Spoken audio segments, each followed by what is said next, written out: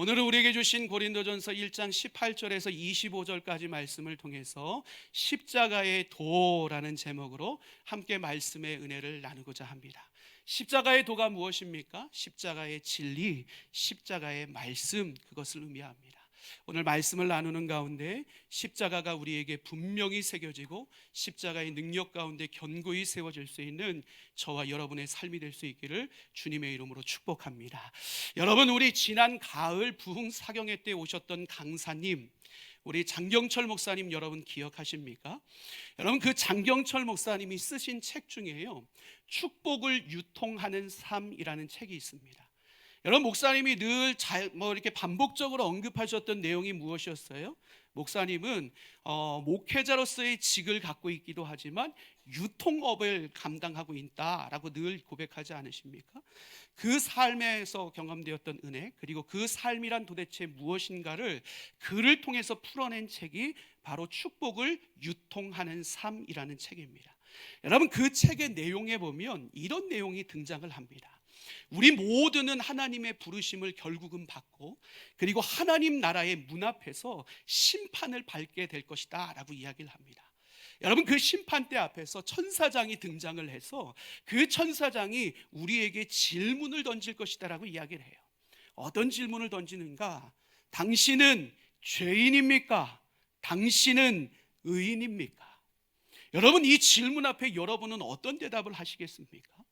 머뭇머뭇거리면서 죄인인 것 같은데요, 이 이야기하면 큰일 난다는 거예요. 왜요? 죄인은 하나님 나라에 거할 수 없잖아요. 그러니 내가 죄인임을 고백함과 동시에 당신은 지옥으로 가십시오 라고 천사장이 그렇게 선언한다는 것입니다. 그러면 우리가 무엇이라고 고백해야 될까요? 나는 의인입니다 라고 고백을 해야 되겠지요. 그런데 이 의인이라는 고백 앞에서도 우리가 신중해야 됨을 언급합니다. 우리가 의인이라고 고백함과 동시에 천사장의 신문과 함께 증거를 제출할 것을 요구받게 될 것이라는 거예요.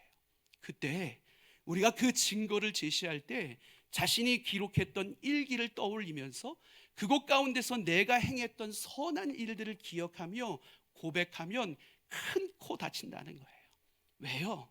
내 기억보다 탁월한 능력과 기억력을 가지고 있는 천사장은 내가 했던 선한 일들보다 내가 행했던 수많은 추악한 일들을 기억하며 우리를 비웃음의 자리 가운데 거하게 할 것이 분명하다라는 거예요. 심지어는 내가 행했던 모든 선한 일들 뒷면에 있는 그와 큰 악한 마음들을 드러냄으로 말미암아 우리를 큰 수치심에 빠지게 할 것이 분명하다라고 이야기를 합니다.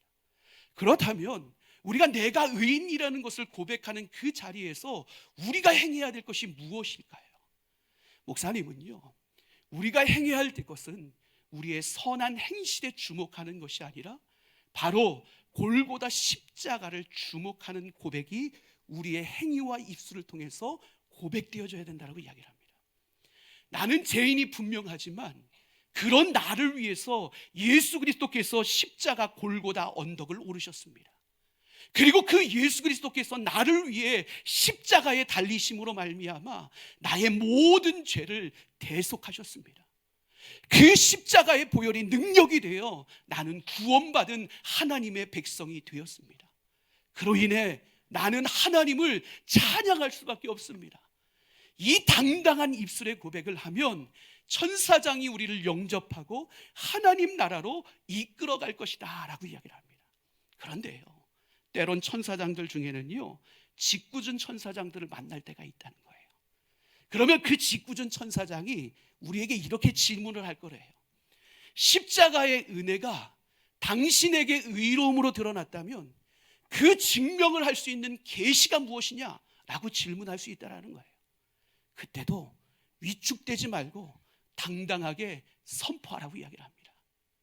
하나님이 사랑하심으로 말미암아 자신의 독생자 예수 그리스도를 나를 위해 보내주셨고, 그 사랑하시는 독생자 예수 그리스도를 나를 위해 십자가에 못 박으셨으니 그 하나님의 사랑이 십자가를 통해 계시되었습니다.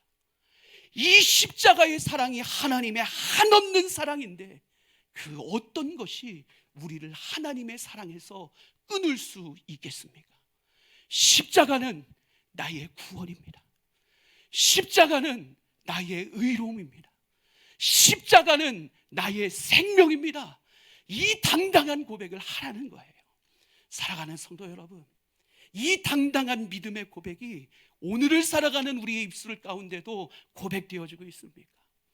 여러분 안에 십자가의 은혜가 내 안에 감격적으로 날마다 경험되어지는 삶을 살아가고 있습니까?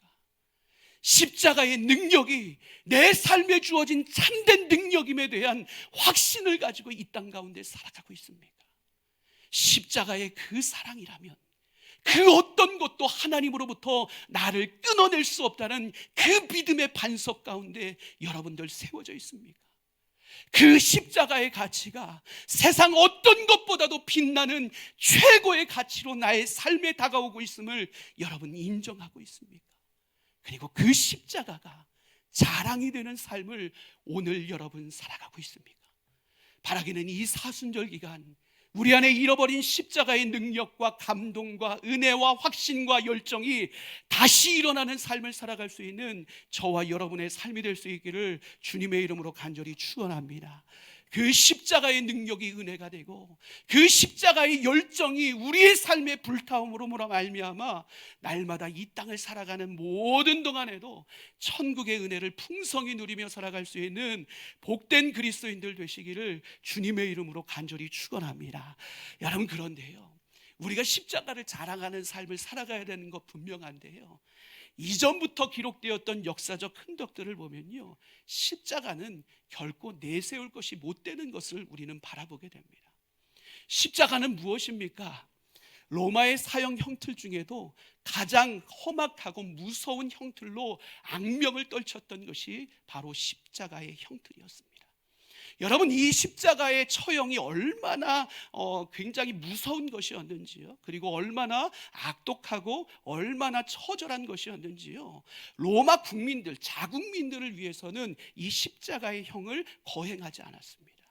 십자가의 형은 반란을 일으킨 사람, 노예, 이와 같은 사람들에게 거행되어지는 그와 같은 형틀이었습니다. 이 십자가의 처형이 어떻게 진행됐습니까? 먼저 사람의 힘을 빼버립니다. 그것을 위해 채찍질을 합니다. 살점이 떨어져 나가고 피가 난자하기 시작합니다. 여러분, 이와 같은 고통 가운데 죄수가 거하기 시작할 때 그 다음에 행하는 것이 무엇입니까? 그들의 옷을 온전히 다 벗겨버립니다. 이 관습은 무엇의 의미를 담고 있었는가? 너는 수치받아야 될 마땅한 사람이야. 너는 모욕 가운데 모욕과 치욕을 받아야 될 마땅한 사람이야. 이것을 자기 스스로 인식하고 그것을 바라보는 모든 사람들에게 인정하기 위해서 그 죄수의 옷을 과감하게 벗겨버렸습니다. 이와 같은 모욕 가운데 끌려간 죄수, 십자가의 형틀에 못 박히고 그리고 그 십자가가 세워지기 시작하면 자신들의 몸에 무게를 이겨내지 못하고 횡격막이 위축되어지면서 숨이 가빠지고 숨이 멎어짐으로 죽음의 자리 가운데 이룰 수밖에 없게 됩니다. 때로는 과다출혈로 인해서요, 그 피가 모자람으로 죽음의 자리에 이르기도 하고요, 때로는 십자가의 그 고통과 아픔이 너무너무 극심한 것이기에요, 쇼크가 찾아오므로 기절해서 죽는 일들도 다반사로 벌어지게 되었습니다. 그런데 이 십자가의 형틀이 더 끔찍한 이유가 무엇입니까? 이미 죽었는데요, 이미 목숨이 끊어졌는데요, 그 시신을 내리지 않습니다. 그 이유가 무엇이에요? 새가 지나가다가 그 시체를 쪼아 먹으라는 거예요. 최악의 비참함의 자리, 그 비참함의 죽음을 맛보라고 그와 같은 만행을 저질렀던 자리가 바로 십자가의 자리입니다. 여러분, 그러니 이 십자가를 누가 좋아하겠습니까? 이 십자가를 누가 사랑하겠어요? 이 십자가를 누가 흠모하겠습니까? 그런데 그리스도인들은 뭐라고 증언하는 거예요? 십자가에 달린 그 하나님의 아들이 바로 메시아이고 그리스도이고 그 그리스도를 믿는 자들이 영원한 생명을 얻을 수 있다라고 이야기를 합니다. 그러니 답답할 노릇이지요. 기가 찰 노릇이지요. 도저히 받아들일 수 없는 진리가 그 십자가의 진리임을 그들이 고백할 수밖에 없는 거예요. 그래서 그 당시 무수한 사람들이요, 이 십자가의 진리를 받아들이지 못했습니다. 그 중에도요, 대표적인 사람들이 있었는데 오늘 사도 바울은 두 부류의 사람들을 언급하고 있는 것을 보게 됩니다. 첫 번째 부류의 사람은 어떤 사람입니까? 유대인입니다. 여러분, 유대인은 어떤 삶을 살았던 사람들이에요? 표적을 중시하며 살았던 사람들입니다. 자신의 눈에 가시적인 기적의 역사가 일어나기를 날마다 기대하며 살았던 사람들이 유대인이었더라고요. 여러분, 이 유대인의 삶의 모습이 날마다 삶의 자리 가운데 어떻게 드러났습니까? 한 예를 복음서에서 찾아볼까요? 예수님께서요, 그들 안에 오병이어의 기적을 일으키십니다. 그러자 그들이 보였던 반응이 어땠어요? 아, 이 예수야말로 우리가 기다렸던 메시아다. 그 예수에게 모든 무리들이 몰려들어서요, 예수를 왕의 자리에 세우려고 노력합니다. 그때 예수님께서 하셨던 말씀이 무엇이에요? 너희들의 이와 같은 반응은 너희들의 배가 부른 까닭이요, 나를 통해서 표적을 끊임없이 보기 위해 나를 따르는 헛된 믿음에 불과하다. 예수님께서 이 지적을 하셨어요.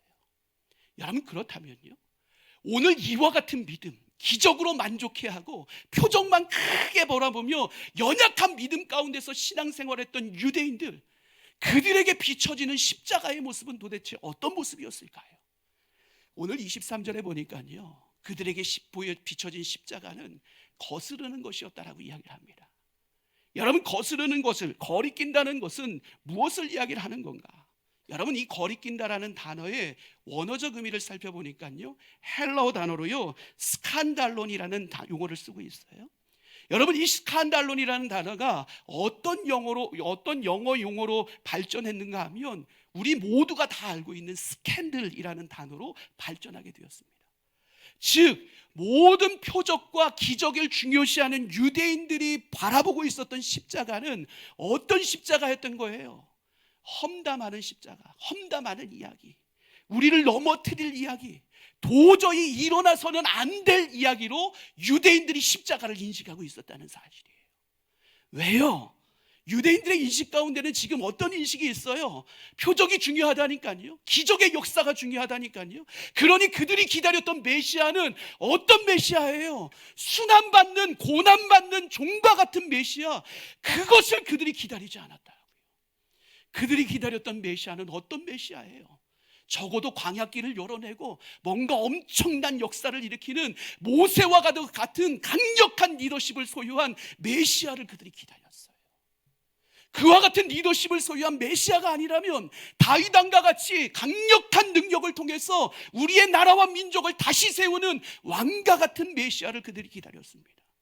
이것조차 안 되면 엘리야와 같이 바알 선지자들을 무너뜨리고 그곳 가운데 하나님 나라를 선포하는 엄청난 능력의 강력한 예언자와 같은 메시아가 자신들에게 찾아오기를 기대했던 것이 유대인들의 모습이었습니다. 그런데요, 상처 입고 수치당하고 그것에 대해서 저항조차 하지 못하고 죽음의 자리 가운데 나아가는 예수, 그 예수는 자신들이 받아들일 수 없는 그리스도의 메시아였다라는 거예요.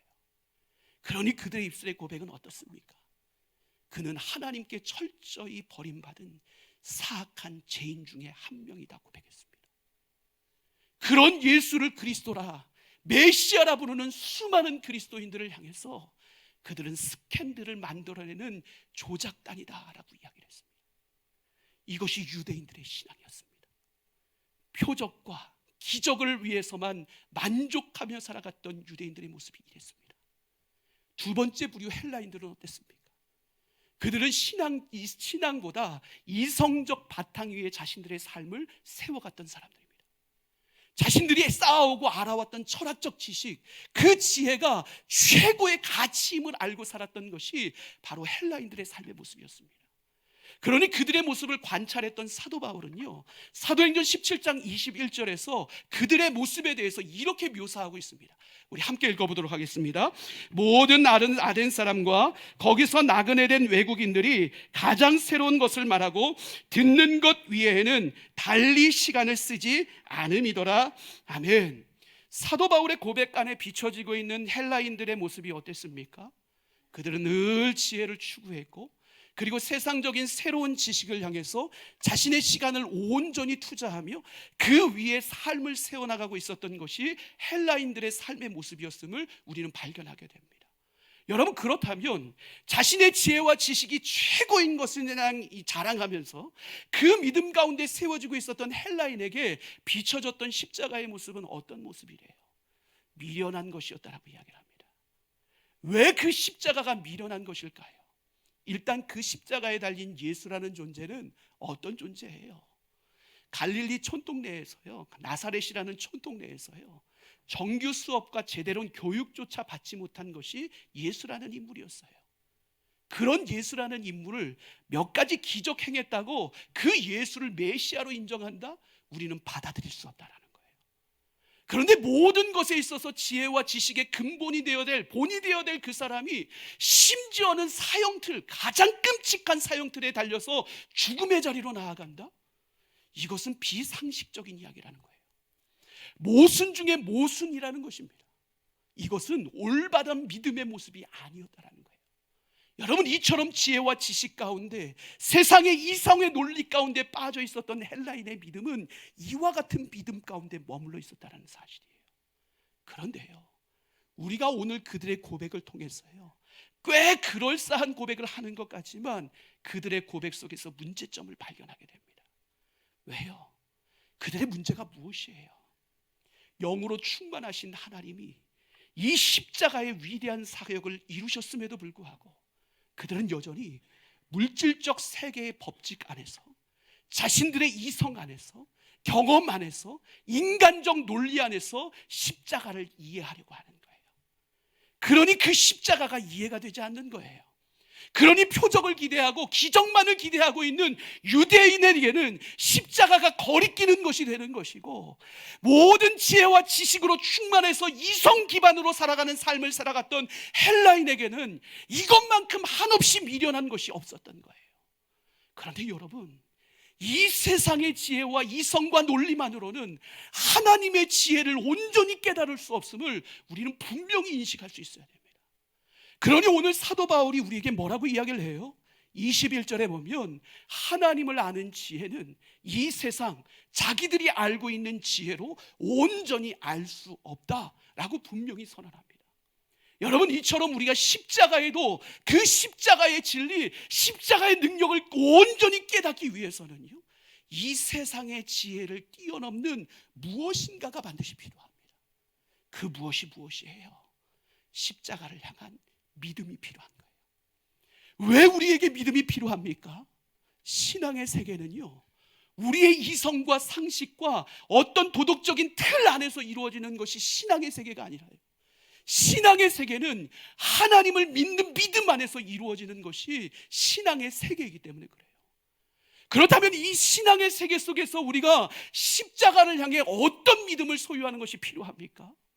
우선은요, 십자가는 능력이라는 믿음을 가질 필요가 분명히 있습니다.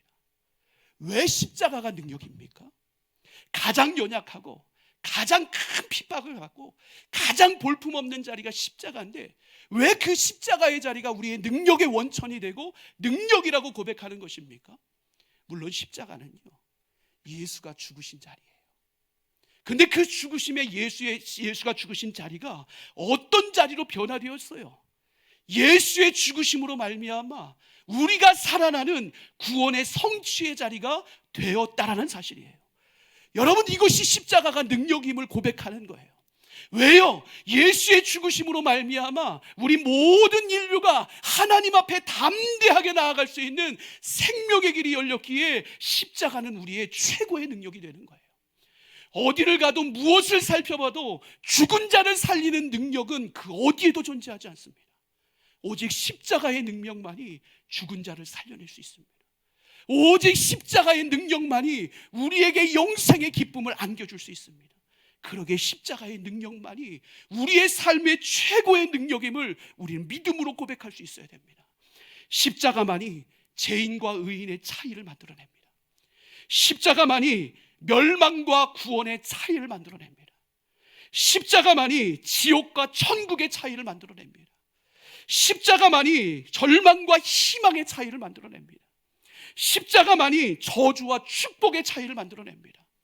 십자가만이 죽음과 생명의 차이를 만들어냅니다. 사랑하는 성도 여러분, 이처럼 우리의 삶을 송두리째 뒤집어 놓고 전혀 다른 인생의 차이를 만들어내는 십자가, 여러분, 이 십자가만이 우리의 삶의 참된 능력임이 믿어지는 삶을 살아갈 수 있는 저와 여러분의 삶이 될 수 있기를 주님의 이름으로 간절히 축원합니다. 기적이 아니라, 어떤 표적이 아니라, 우리의 삶의 자리 가운데 어떤 자랑하고 싶은 지식이 아니라 십자가만이 내 삶의 최고의 능력임이 믿어질 때, 그 십자가의 능력 안에서 차이를 만들어내는 삶을 살아가는 저와 여러분의 삶이 될 수 있기를 주님의 이름으로 간절히 축원합니다. 두 번째로요, 십자가는 최고의 지혜임을 믿어야 합니다. 여러분, 우리가 이 땅을 살아가면서 얻게 되는 세상의 지혜는 어떤 지혜입니까? 더 큰 것, 더 넓은 것, 더 높은 것, 더 풍성한 것, 더 인정받을 수 있는 것, 이것에 초점을 맞추고 있는 것이 세상의 지혜입니다. 그러니 세상의 지혜 앞에는 늘 시끄럽습니다. 경쟁과 분쟁이 있습니다. 이것으로 말미암은 시기와 다툼이 끊임없이 일어납니다. 그 결론은 결국 누군가는 열등감에 사로잡히지만 누군가는 우월감에 사로잡히는 삶으로 양분되게 됩니다. 세상의 지혜는 정작 보면 본질적으로 사람을 살리는 지혜가 아니라 사람을 죽이는 지혜임을 우린 깨닫게 됩니다. 그런데 십자가 지혜 앞에 설 때 십자가 지혜가 주는 유익이 무엇입니까? 우리의 연약함을 알게 됩니다. 우리의 교만함이 어떤 것인지가 드러나게 됩니다. 그리고 우리의 죄가 얼마나 무겁고 엄중한 것인지를 깨닫게 됩니다. 그 십자가의 지혜 앞에 우리는 우리의 무지함을 발견합니다. 우리의 연약함을 발견합니다.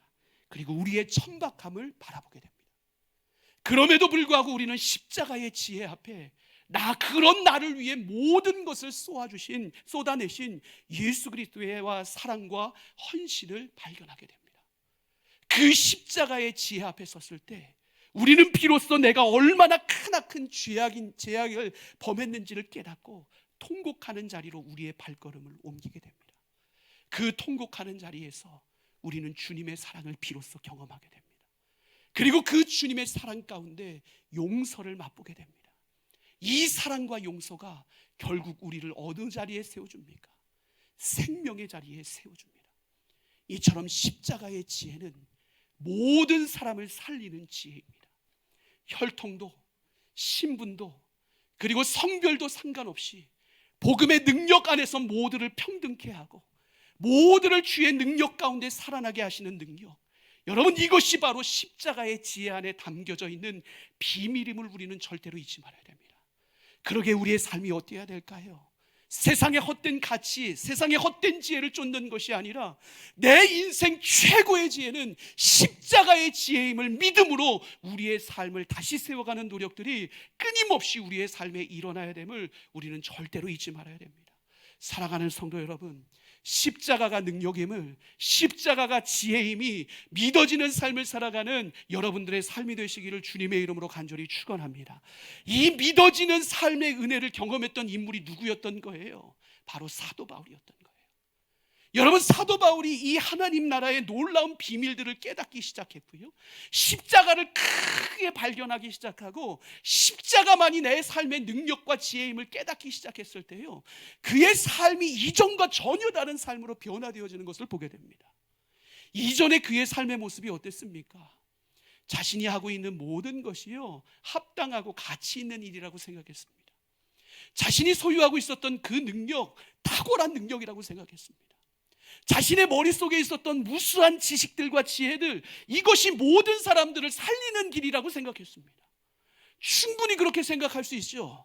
왜요? 그는 로마의 시민권을 갖고 있었잖아요. 가말리엘 수하에서요 최고의 율법의 전통적인 것들을 배웠습니다. 헬라의 도시인 다소에서 태어나서요 그는 헬라의 문화와 가치와 정신을 누구보다도 잘 알고 있었습니다. 심지어 종교적으로 바리새인 중에 바리새인으로 특별한 열심을 가지고 모든 것에서 생활했던 인물이 바로 사도 바울이라는 인물 아닙니까? 자기 의의를 따지자면 부끄러울 것 하나 없는 인물이 사도 바울이라는 인물입니다. 자기 자랑거리가 너무 많지요. 그런데 그런 사도 바울에게 어느 날 십자가가 가슴에 새겨지기 시작합니다. 십자가가 보이기 시작합니다. 십자가 앞에 나의 얼마나 연약한지, 무능한지, 얼마나 더러운 인생으로 살아왔는지가 크게 보이기 시작합니다. 내 머리로 이해되어지는 것이 아니에요. 내 능력으로 이해되어지지 않는데 이상하게 십자가가 나를 사로잡기 시작하자 그의 삶의 자리 가운데 놀라운 변화가 일어나기 시작합니다. 어떤 변화요? 자신을 바라보는 관점의 변화가 일어나기 시작합니다. 이전의 삶이 어땠다고요? 자신이 능력이 최고인 줄 알았다고요. 자신의 지식과 지혜가 최고인 줄 알았다고요. 그런데 십자가 앞에서 자신을 보니 자신이 얼마나 한심스러운 삶을 살았는지를 깨닫게 됩니다. 그러자 그가 어떤 고백해요? 자신은 자신에게 있는 능력 가지고 회방자요, 폭행자요, 핍박자의 삶을 살았다라고 고백합니다. 자신은 자신 안에 있는 지식 가지고 죄인 중에 괴수요, 우두머리와도 같은 삶을, 그래서 많은 사람들을 정말 영혼의 죽음의 자리 가운데 빠지게 했음을 솔직하게 고백합니다. 그러면서 사도 바울이 고백하고 있는 것이 무엇이에요? 내가 알았던 모든 것들을 다 배설물로 여기겠다라고 고백합니다. 무엇을 이야기를 하는 거예요? 내가 십자가를 멀리하고 알았던 능력, 내가 십자가를 멀리하고 알았던 지혜, 이 모든 것이 내 인생의 헛된 것이었음을 인정한다라는 고백을 그가 하고 있는 거예요. 그러면서 이어지는 그의 고백이 무엇이에요? 고린도전서 2장 2절, 내가 예수와 그가 십자가에 못 박힌 것 외에는 더 이상 아무것도 알지 않기를 원하노라. 이것이 그의 고백입니다. 십자가에 온전히 사로잡히고 십자가의 능력과 지혜가 크게 보여지기 시작했고 그것이 자기의 것으로 경험되어지기 시작했을 때 자신의 삶의 최고의 가치와 최고의 능력과 최고의 빛나는 소망이 어디 있는지를 그는 인식하게 되었고 이제는 자신의 능력과 지혜를 자랑하는 인생이 아니라 십자가의 능력과 지혜만을 자랑하는 인생으로 전혀 다른 인생을 살아가게 되었음을 우리는 확인하게 됩니다. 그의 인생이 어떤 인생이었습니까? 십자가 앞에서도 수많은 무리들 앞에서 저것은 그리스도인들의 자작극, 사기극에 불과한 것이다라고 고백했던 인물이 사도 바울이라는 인물이었습니다. 그와 같은 사도 바울이 십자가에 붙들리기 시작했을 때 그의 인생이 십자가의 가치 있는 삶으로 전혀 다르게 변화되었음을 우리는 주목할 수 있어야 됩니다. 우리의 눈으로 보여지는 것, 우리의 지식으로 생각되어지는 것, 그곳에는 하나님의 원대한 계획과 충만함과 그리고 측량할 수 없는 은혜를 담아낼 수 없는 존재가 연약한 인간의 존재임을 우리는 절대로 잊지 말아야 됩니다. 우리가 십자가 앞에 나의 연약함을 인식하고 십자가 앞에 우리의 모든 삶을 내려놓기 시작할 때 우리는 기적을 따르는 신앙인이 아니라 세상의 지식을 따르는 신앙인이 아니라 비로소 하나님의 경륜의 충만한 은혜 가운데 거함으로 말미암아 그리스도 예수의 십자가만을 따르는 인생으로 변화되어질 수 있음을 우리는 분명히 기억할 수 있어야 됩니다. 그러기에 사랑하는 성도 여러분, 이 사순절 기간을 보내는 우리 모두가 더욱더 큰 믿음의 사람으로 세워질 수 있게 되기를 주님의 이름으로 간절히 축원합니다. 무엇을 향한 믿음이요? 십자가가 우리의 능력이 된다는 믿음이요, 십자가만이 우리의 참된 지혜가 된다는 믿음, 십자가만이 우리의 삶의 유일한 소망이요 구원이 된다는 믿음, 여러분 이 믿음으로 충만할 때 이 악한 세대 속에서도 흔들리지 않고 변함없이 믿음의 능력과 지혜로움으로 이 땅 가운데 복음의 열매를 맺는 복된 그리스도인들로 살아갈 수 있게 되기를 주님의 이름으로 간절히 축원합니다. 십자가가 능력입니다. 십자가만이 지혜입니다. 십자가만이 구원입니다. 십자가만이 소망입니다. 십자가만이 생명입니다. 이 믿음 가운데 견고히 세워주셔서 이 사순절 기간 십자가를 크게 바라보고 그 십자가가 내 가슴에 새겨짐으로 말미암아 그 십자가로 말미암은 감격으로 이 땅에 복음의 열매 풍성히 맺는 복된 하나님의 사람들 되시기를 주님의 이름으로 간절히 축원합니다.